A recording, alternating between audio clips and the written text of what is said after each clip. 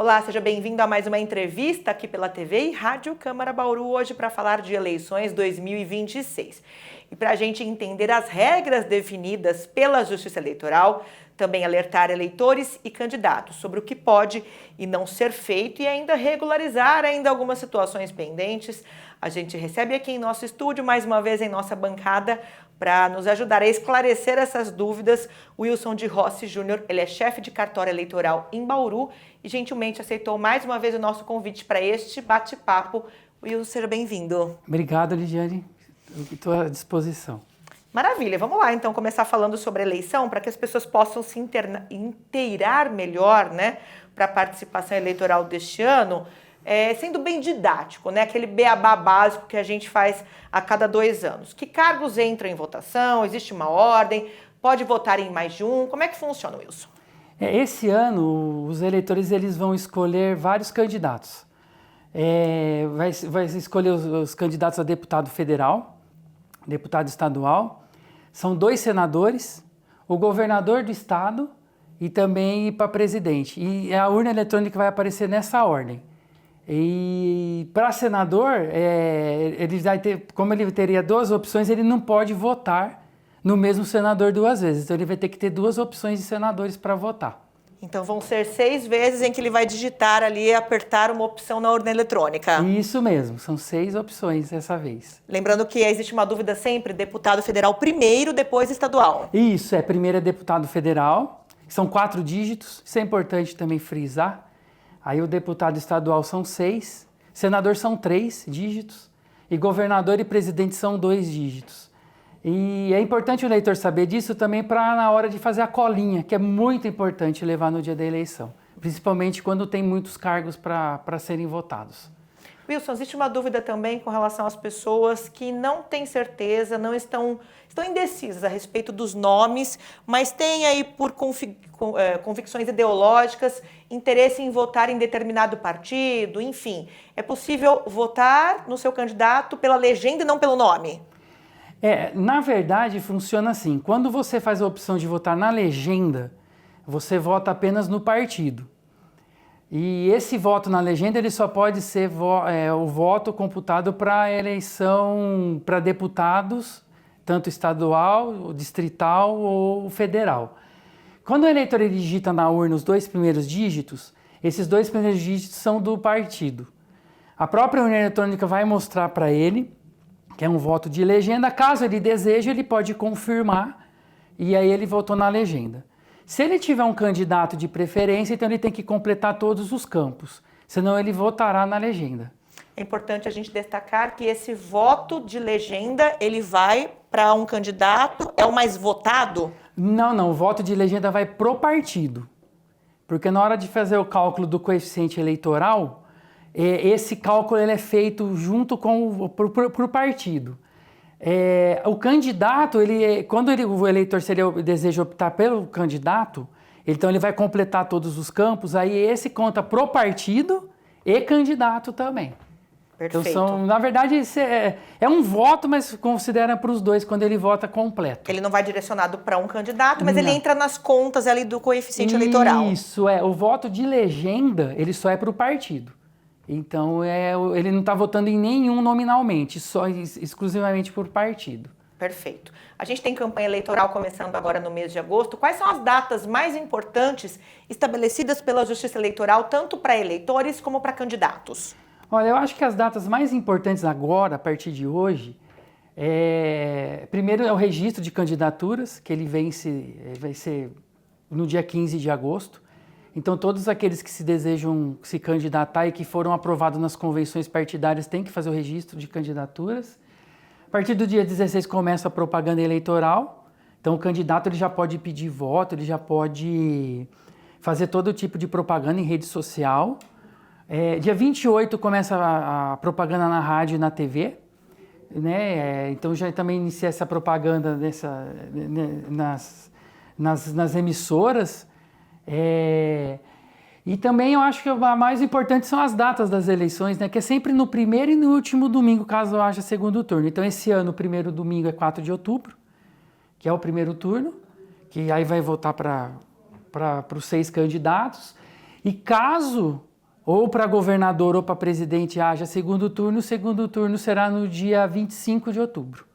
Que daí é uma eleição menor, né, com menos candidatos, mas caso necessite, então terá o segundo turno em 25 de outubro. Então eu acredito que essas são as principais datas do calendário eleitoral até as eleições. O que muda, Wilson, para este ano, para essa eleição, e quais são as principais regras das propagandas eleitorais? Olha, a propaganda eleitoral, ela não houve uma mudança significativa em relação a 2024. Então, tudo aquilo que mais ou menos estava autorizado em 2024 permanece em 2026, que é a distribuição de panfletos, que pode ter uma carreata com carro de som, aqueles adesivos perfurados nos vidros. Então, tudo isso daí está permitido. Eu acho que a grande novidade, né, esse ano é o uso da inteligência artificial, que ela pode ser usada, não há impedimento, mas é necessário, quando o candidato for fazer uma divulgação por inteligência artificial nas redes sociais, ele precisa constar isso, que ele usou a inteligência artificial e o método que foi usado, qual a metodologia da inteligência artificial. Então, isso é obrigatório. Em relação ao uso da inteligência artificial, também tem várias proibições, principalmente a do deepfake, que não pode fazer uma propaganda com inteligência artificial falando mal de algum candidato ou de alguém. Então isso daí será punido e o TSE vai ser bem rigoroso. Inclusive pode até ter cassação de registro, em caso de se for comprovado o deepfake. A gente tem percebido nas últimas eleições uma migração cada vez maior das campanhas eleitorais para o ambiente digital. Então, a informação agora é que a Justiça Eleitoral está bem mais rigorosa com relação à fiscalização das campanhas nas redes, então. Isso. Inclusive, o TSE ele fez um convênio com as grandes Big Techs para acompanhar e, dependendo da situação, até a própria Big Tech pode retirar isso das redes sociais. Dependendo do grau, elas vão conseguir retirar. Mas eu acredito que a maioria das decisões de retirada será ainda por meio de representação judicial. A gente sabe que isso já vale para os candidatos, né, para suas campanhas eleitorais, mas aquelas pessoas que livremente fazem apoio, anunciam voto em determinado candidato, essas regras também valem para esses usuários? Então, o eleitor, ele pode, a partir do dia 16, claro, né, que começa a propaganda, ele pode fazer uma propaganda para um candidato, falar bem, pode publicar na sua rede social, não tem problema nenhum. A única vedação é que ele não pode impulsionar essa propaganda. Quem pode impulsionar são só os candidatos. Mas o eleitor pode, não tem problema nenhum. Inclusive, pessoas que trabalham com redes sociais, né, eles também podem fazer isso. Só que a única coisa que não pode ser conteúdo pago. Isso é vedado. Nem conteúdo pago e nem fake news, né? Não, fake news do jeito nenhum. Não pode, em hipótese alguma, fake news. Vai ser punido mesmo pela Justiça Eleitoral, caso haja e até podendo ser cassado o registro de candidaturas. Tá. As propagandas eleitorais, elas ficam permitidas até quando, pelo calendário? A propaganda eleitoral pode ser até na véspera, até no dia 3 de outubro. O do rádio e TV termina no dia 1º, mas as propagandas podem ser até na véspera. Isso vale para a rede social também? Vale para a rede social. A única ressalva é que não vai poder ser utilizado propagandas feitas por inteligência artificial 72 horas antes do pleito e 24 horas depois. É a única ressalva em relação às redes sociais. Pensando que a gente tem um segundo turno aí, que a propaganda eleitoral vai ser retomada depois do primeiro domingo de outubro, né? Isso mesmo, Então já estão prevendo para ter até uma segurança jurídica, né? Para não... Então a inteligência artificial ela vai ser vedada, qualquer publicação nova nesse prazo que eu mencionei. Tá. O TSE, que é o Tribunal Superior Eleitoral, ele disponibilizou um glossário bem educativo, né, sobre o tema, agora nesse período já pré-eleitoral, a gente pode dizer assim, e muito do que não sabemos sobre o aparato eleitoral que prepara esse evento aí, que é tão importante para a nossa democracia, sim, a gente faz questão de ressaltar aí na nossa programação, está presente nesse glossário. Quanto é importante, né, Wilson, você que é chefe de um cartório eleitoral aqui em Bauru, da Zona 387, das pessoas conhecerem um pouco mais, estarem um pouco mais informadas a cada eleição sobre esse momento tão... ponto alto, acho que do nosso movimento democrático no Brasil. Eu costumo dizer, Lidiane, que a democracia acho que é uma festa do brasileiro, né? O brasileiro ele precisa sempre festejar esse momento porque é um momento que nós temos para escolher, nós eleitores. Sim. E esse glossário e qualquer consulta feita no site do TSE é muito importante. Lá, por exemplo, o eleitor ele consegue consultar o registro de candidatura desse candidato. Então lá o candidato ele faz uma declaração do que ele tem, do que ele possui, dos bens, tem toda uma qualificação dele, do que ele fez, o que ele estudou. Existe também uma possibilidade de consultar as contas, o que o candidato está gastando naquilo que ele comprou, o que ele gastou, o que ele já comprovou, quanto que ele recebeu de verba pública, quanto ele recebeu de doação particular. E esse glossário ele é muito importante porque lá mostra tudo. Às vezes tem nós mencionamos alguns termos que o eleitor ele não conhece. Então lá está bem explicadinho tudo isso daí. Então é importantíssimo o eleitor acompanhar tudo isso. Isso faz parte também da democracia. Além dessa informação aí bem pedagógica para o eleitor, para os candidatos, também essa transparência da prestação de contas, né, Wilson? Isso. Importante ressaltar, né? A prestação de contas é importantíssimo o eleitor acompanhar. Às vezes o eleitor ele não tem essa noção, né? Então é importante ele ver quanto que o candidato recebe, principalmente porque hoje eles utilizam além do fundo, porque ele é um fundo público, né? Que é o fundo eleitoral de campanha. Então ele vê quem que doou, quem são as pessoas físicas que fizeram a doação. Então é muito importante isso.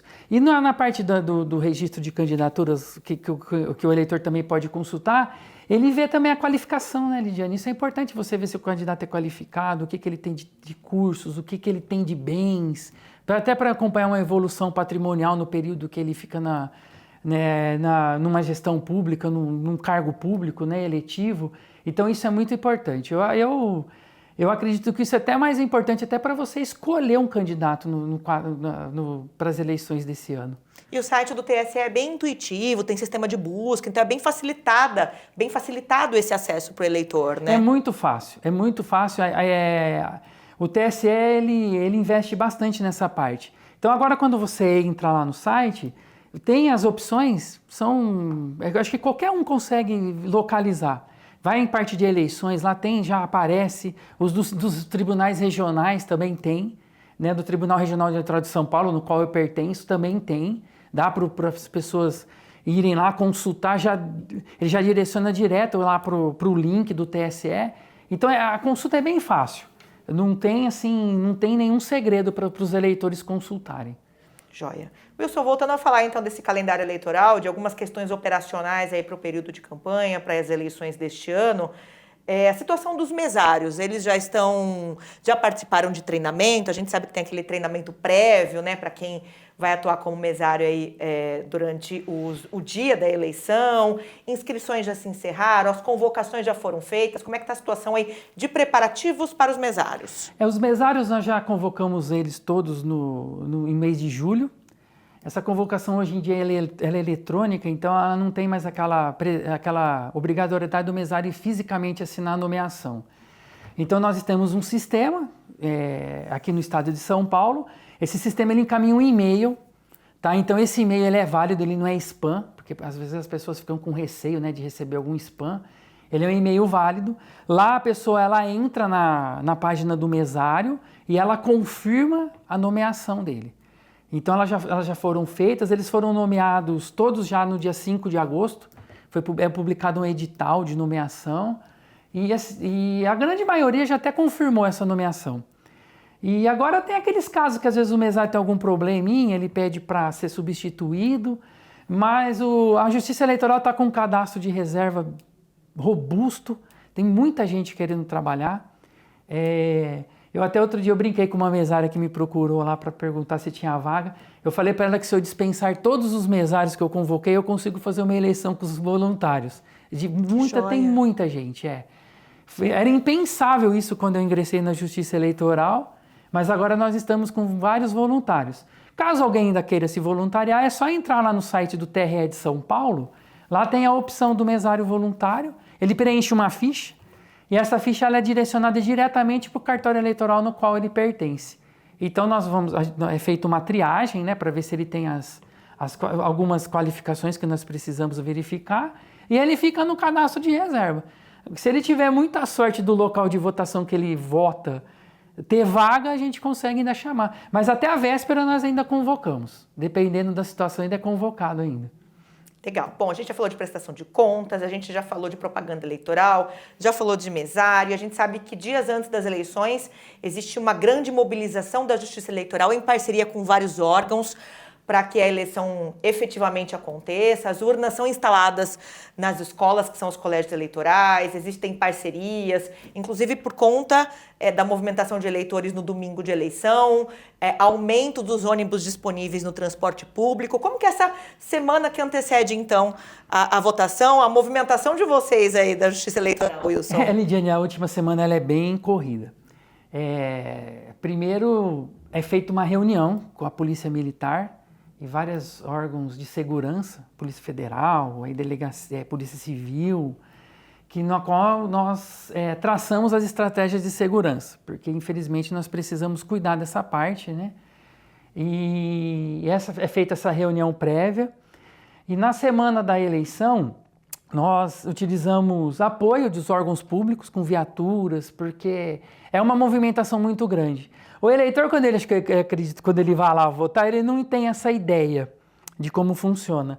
Mas, assim, é um apoio imenso de pessoas. Para você ter uma ideia, contando com só mesário, eu tenho quase... A 387 tem 1.100 mesários. De apoio, assim, mais apoio logístico, que a gente chama, que fica nas escolas dando aquele apoio para o mesário, são mais 133. Apoio a outros auxiliares eleitorais, mais ou menos eu tenho uns 50 ali, entre motoristas, carregadores de urna, eles que montam os locais de votação junto com o apoio logístico. Então isso já começa na sexta-feira. Na sexta-feira nós já encaminhamos as urnas para os locais de votação. No sábado elas são instaladas nas sessões e são sinalizados os locais de votação por essas pessoas que eu mencionei. E no domingo é a eleição propriamente dita. Então aí já é o ápice da democracia que a gente fala, né? E então já está tudo prontinho para o eleitor ir lá e votar. Legal. E regras para o dia da eleição? Como o eleitor pode manifestar, se é que ele pode manifestar o seu voto, tem que ser uma manifestação silenciosa. Quais são as regras para eleitores e também para candidatos no próprio dia do pleito? No dia, a maioria das coisas são proibidas. Então isso daí já é bem claro assim, na legislação, ela é tudo praticamente proibido. A manifestação silenciosa pode, por exemplo, usar uma camiseta, desde que não seja uma doação ou um brinde, porque é vedado essa doação por candidatos. O eleitor pode usar, mas ele não pode fazer campanha, ele não pode pedir voto, ele não pode fazer a boca de urna. Se for pego, ele é preso em flagrante. É um crime eleitoral e ele é preso em flagrante. Não tem... A Polícia Militar, nesse caso, assim, eles são bem... Eles aplicam a lei no seu rigor. A fiscalização é bem robusta há muitos anos, né, Wilson? Bem robusta, Aqui em Bauru, graças a Deus, a eleição até que ela é tranquila. Nós nunca tivemos, assim, tantos problemas. Claro que existe, né? Alguns probleminhas pontuais, mas, assim, é solucionado de imediato. Para que a eleição transcorra tranquilo para a maioria dos eleitores que estão disponíveis para ir lá e só votar, né, Lidiane? Ninguém quer ir lá para ficar arrumando confusão. Então, sim, a grande maioria já entendeu e só vai lá e vota mesmo. Uhum. A gente falou bastante no início do nosso bate-papo, né, sobre a ordem de votação, esse beabá necessário que a gente faz questão de ressaltar todo ano, porque é importante que o eleitor esteja familiarizado com essas informações, mas ainda existe dúvida com relação a votos brancos e votos nulos. Como é que funciona? Na prática é a mesma coisa. Tanto o voto branco quanto o voto nulo, ele não vai para ninguém. Porque a eleição no Brasil, ela é considerada, são os votos válidos. Então, se o eleitor ir lá na urna e apertar tudo branco, não vai para ninguém. Não vai para o candidato A ou B, ou para quem venceu, para quem perdeu, não. Ele fica, na verdade, ele é excluído do cômputo. E o nulo é a mesma coisa, só que a diferença é que no nulo ele digita um número que não existe. Então, essa é a diferença. Na verdade, qual é a opção que o eleitor quer? Ele quer votar no número que não existe, aí ele confirma, ou ele já aperta, porque a urna tem a opção do voto em branco, então lá ele vota em branco. Mas na prática eles têm o mesmo valor, nenhum. Perfeito. Quem não conseguir votar no dia da eleição, como é que funciona a justificativa? A justificativa ela pode ser feita 60 dias após o pleito. Nesse caso, ele vai entrar no sistema, lá no próprio site do TRE de São Paulo, do TSE, que chama Justifica. Lá ele vai preencher um requerimento e ele vai ter que anexar o comprovante, um documento comprovando o porquê que ele não votou. Por exemplo, o eleitor estava viajando, então ele tem que apresentar um comprovante do que ele estava viajando no dia da eleição. É até engraçado isso, Lidiane, porque às vezes o eleitor me manda uma foto assim da praia. Sem data, sem nada. Então a gente não aceita uma foto, né? Mas, por exemplo, pode juntar um comprovante de uma passagem de avião, o comprovante do sistema eletrônico do TAG, né? Do pedágio. Ele pode juntar, por exemplo, a fatura, me informando lá verificando que na data da eleição ele estava viajando. Então, essas justificativas os juízes eleitorais aceitam. Mas eu já recebi cada comprovação que você não tem ideia lá. Mas eu estou fazendo essa orientação para o eleitor já saber que não adianta mandar a foto, porque daí o juiz vai indeferir o pedido dele. Perfeito. Né? Mas o mais prático mesmo, Lidiane, é você justificar no dia. Baixar o aplicativo e-título, isso é importantíssimo para o eleitor. Baixe esse aplicativo em qualquer loja, a loja de aplicativos do celular, né? Dependendo do sistema operacional. Baixe o e-título, já faça esse cadastramento, porque o e-título ele pede uma senha, já deixa cadastrado antes.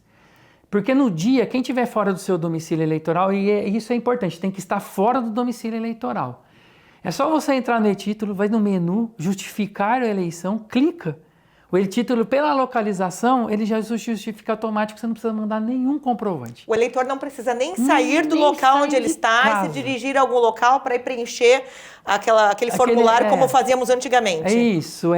Então, assim, o principal para quem está fora do domicílio eleitoral é justificar no dia. Eu acho que isso é fundamental. E é um aplicativo fácil, ele funciona. Só que nas eleições anteriores, o TSE ele tirou do ar na véspera da eleição, por segurança. Porque daí para não baixar nada do sistema eleitoral na véspera. Eu não sei como é que vai ser esse ano ainda, a gente não recebeu nenhuma informação, mas o eleitor já pode fazer com antecedência, já baixa o e-título, já deixa no celular. E o e-título também pode ser usado como documento de identificação no dia da eleição. Então o eleitor, ele pode, quem já tem a biometria cadastrada, em Bauru já são mais de 80% do eleitorado, então é só ele baixar o e-título, vai aparecer a foto, ele leva o celular, ele só não pode entrar com o celular na cabina. Mas daí, geralmente, na sessão eleitoral, vai ter uma mesinha para ele deixar o celular, ou ele pode deixar com o próprio mesário, aí ele vota, e eu acho que o e-título é um dos principais instrumentos, junto com a colinha no primeiro turno também. É importantíssimo também o eleitor levar a colinha com os números já prontos e escritos, porque daí fica muito mais fácil, muito mais rápido. E com isso evita as filas, né? Porque se tiver um fluxo de votação mais rápido, não tem fila na sessão. Só para a gente esclarecer, então, o aplicativo e-título, ele pode e deve ser usado no dia da eleição, mas o download deve ser feito antecipadamente, porque fica indisponível, então, para baixar o aplicativo no dia da eleição. Isso. Mas ele pode ser usado no dia da eleição. Ele pode, eu recomendo baixar já o quanto antes. Perfeito. Porque o e-título, ele conforme o aplicativo ele é atualizado, o seu próprio celular atualiza. Então também quem não tem o hábito de deixar a atualização automática no celular, ele precisa verificar isso, porque o TSE ele faz algumas atualizações no e-título. Então baixe com antecedência, faça o cadastro, porque para você entrar nele você precisa ter um cadastro com senha. Ele já vai puxar os seus dados, vai mostrar a sessão que você vota, o local de votação. Lá você pode clicar, ele entra num localizador que ele mostra onde é o local de votação, caso a pessoa tenha dúvida, tem o número da sessão. E ele pode ser usado como documento de identidade também, que ele é considerado um documento oficial para a Justiça Eleitoral no dia da eleição. Esse modelo de justificativa via localização do celular é algo inédito, ou ele já foi aplicado na eleição anterior? Não, ele é aplicado, se eu não me engano, acho que desde 2020 pelo e-título, desde quando tem o e-título. Perfeito. Ele próprio tem que estar habilitado, né? Ele tem que usar a localização do celular. Mas ele já, eu não me recordo, mas eu acho que foi 2020 a primeira eleição já, assim. E é muito simples, 2 cliques, justificou, não precisa fazer mais nada. Para a gente finalizar, então, como é que funciona a apuração dos votos? A apuração ela é bem simples, se você for pensar, né? E rápida, Quando o mesário, lá na sessão eleitoral, ele finaliza a urna eletrônica, ele salva os dados numa mídia de resultado, que a gente chama. Nada mais é do que um pendrive próprio, que ele só funciona nos sistemas da Justiça Eleitoral. Então ele tem várias camadas de segurança, já desde quando nós preparamos a urna, esse pendrive também é preparado junto, então ele tem as camadas de segurança. Esse pendrive ele é encaminhado para a junta eleitoral. A junta eleitoral nada mais é do que encaminhado por cartório. Então cada cartório eleitoral faz a sua apuração. Recebendo esse pendrive, nós temos um sistema que nós encaminhamos esses resultados tudo via sistema. Num link próprio da Justiça Eleitoral, não é internet, então ele é um link também seguro, disponibilizado para a Justiça Eleitoral. Aí, encaminhando esse resultado, esse resultado ele é verificado lá no TSE, vê se está tudo ok, com todas as camadas de segurança. Verificou que está ok, ele é totalizado e apurado. Então é bem simples. Aí cada cartório eleitoral faz a apuração da sua zona eleitoral e depois o TSE ele totaliza. Aí vai totalizando para presidente, para governador, para deputados, e assim sucessivamente, para senador e assim sucessivamente. É importante a gente ressaltar aqui, finalizando o nosso bate-papo, o rigor com que a Justiça Eleitoral trata a cada 2 anos, né? Esse momento que é o ponto alto da nossa democracia, que é a eleição. Você comentou sobre as camadas de segurança, né? E muito se questionou, infelizmente, nos últimos anos, segurança de urnas eletrônicas, né? O nosso sistema de votação aqui no Brasil é um dos mais modernos e seguros do planeta. Então, a gente precisa ressaltar e reforçar esse trabalho eficiente, executado pela Justiça Eleitoral, moderno, rigoroso, né, e bastante robusto com relação à responsabilidade e segurança das urnas eletrônicas, né, Wilson? É isso mesmo, Lidiane. O sistema eleitoral brasileiro, ele é robusto, ele é auditável, ele é seguro, ele tem várias camadas de segurança. Então, o eleitor ele não precisa se preocupar. Nós costumamos dizer que o sistema eleitoral eletrônico de votação no Brasil, ele é um ganho para o eleitor. Ele não é um entrave para qualquer tipo de fraude, e ele sempre está atualizado, os partidos políticos acompanham todo esse início, né, da lacração desse sistema que é feito em Brasília. Então, o eleitor ele pode ir despreocupado. O voto que ele digitar na urna é aquele voto que será computado e vencerá aquele que a maioria dos eleitores escolher. Isso daí, a Justiça Eleitoral, nós não temos dúvidas sobre isso.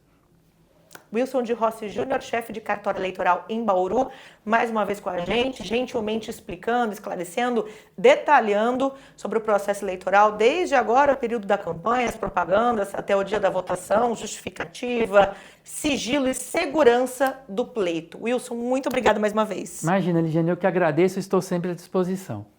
Eu agradeço você também que nos acompanhou aqui pela TV e Rádio Câmara. E lembro que este conteúdo fica disponível na íntegra para você acessar em qualquer momento pelo nosso canal no YouTube. É só procurar TV Câmara Bauru. Até a próxima!